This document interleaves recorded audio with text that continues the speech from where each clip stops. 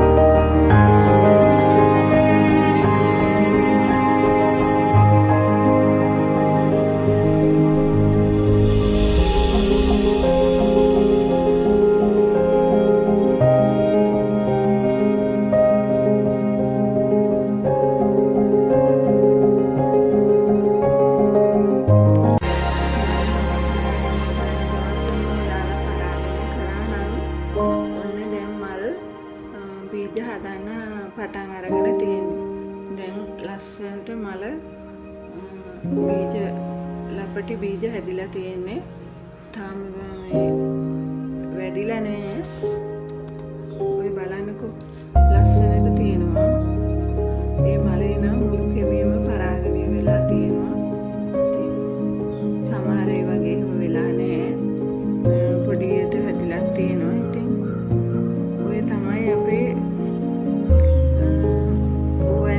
මල් මොන වගේ වේද කියලා කාටවත් කියන්න බෑ. ලස්සන බීජ ටිකක් නම් හැදිලා තියෙනවා. අපි ඒ බීජ මෝරපුවාම පැල හදන විදිහත් මම වීඩියෝ එකකින් අරගෙන එන්නම්. එහෙනම් ගිහිල්ලා එන්න.